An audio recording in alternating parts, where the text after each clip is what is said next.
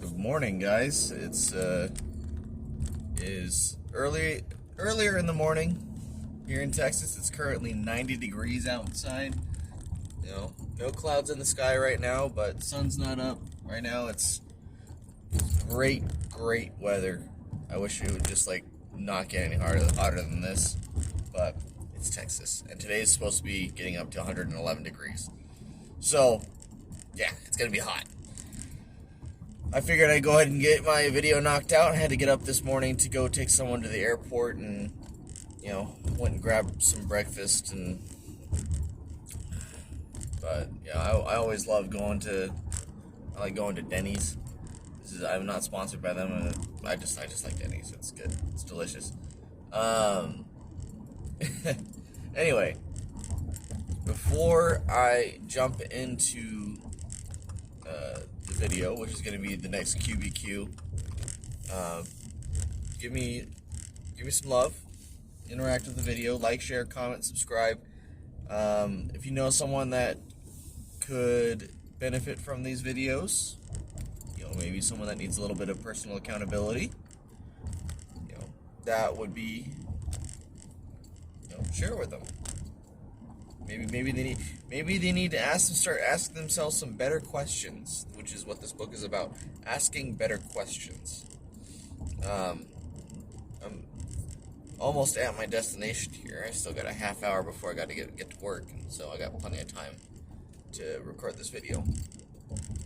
But there's some questions on the back of the book that I didn't see, or I forgot that were there. But they, have a list of example questions of what to ask and what some better questions are. Yeah, so this next section of the book that I read was, it was about, he talked about stress. The first thing he was talking about in this section I read was about stress and how we choose our own stress. We choose to be stressed. We choose to have stress, which I disagree with. Here's the thing: stressors are a thing. If you are in a traffic jam, that is a stress that is being put on you. Now, whether or not that stress is something that you will actively react to, that's a different question. So I mean, as far as the general outlook of things go, I agree. Well, when it comes to our terminologies, yeah, we differ on our terminologies, but we agree with the general ideal. He says you create your own stress. I say stress is put on you, but that you get to choose how to respond to it. Because, if your house burns down, that's a huge amount of stress. If you are getting chased through the woods, by a wild animal, that's a lot of stress. If you can undergo a lot of very stressful things that will cause stress. And, stress is, if we look at things from a physics perspective, you were to apply stress to some balsa wood, it would snap very, very easily after just a little bit of stress. So stress is an external force that is applied onto you, but you get to choose how that force is applied, and how you respond to the stress. It's not just, and sometimes you do create your own stress. Sometimes you do. Sometimes you are the source of your own stress. And to that point, sure, you can create your own stress, but stress is usually something that is imposed upon you. But yeah, so the questions, on the back it says, have you ever heard questions like these? Why do we have to go through all this change? And the better question to ask is, how can I adapt to the changing world? Which he had a story in here in this section that I read, where guy was up in a small plane, a Cessna, with his daughter, and the engine goes out over Lake Michigan. So he's like, all right. Talks to his daughter and says, look, I gotta fly the plane a little differently now. So just trust me. So he goes into a nosedive and tries to restart the engine, or at least that's what it seems like. And then, pulls back up, and he tries to do it again and restarts the engine the second time. And, it's like, yeah, no, I got this. And goes and lands and gets off the plane and says, all right, cool, don't tell your mom. So instead of asking himself the question, why do I have to change how I fly, he just rolls with the punches, and he was able to just look at the whole situation the way he needed to, and ask himself the correct questions, like how do I adapt to this situation, what do I need to do for this situation? And he already knew what to do, probably because he's already been through it before. But then, so John Miller was, another section. He was talking about how he, a lot of people like to play the blame game for a lot of things. People blame everything on everyone. Like I've seen this all over the place working in kitchens. The servers blame back of house blames the servers and back of house blame management blames the employees, people will blame the customers blame the cooks or the servers. Blame goes all over the place. It's usually not the customer's fault. Usually nothing should fall on the customer. But,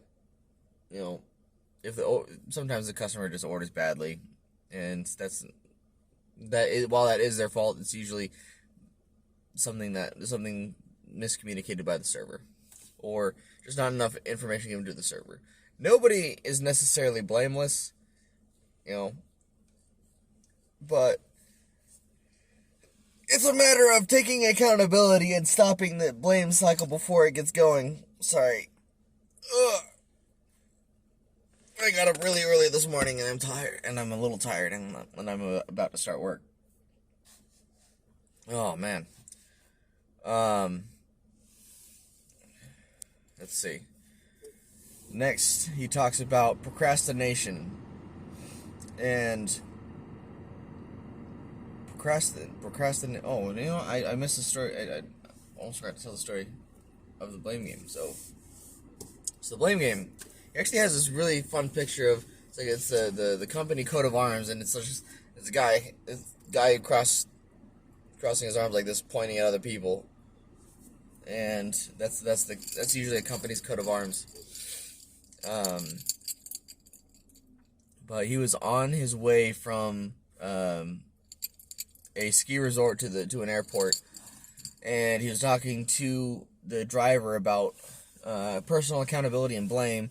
And he's like, yeah, I know all about that. I have my company, everyone's blaming each other for everything, and I got my salespeople blaming the drivers blame dispatch blames management blames salespeople or whoever.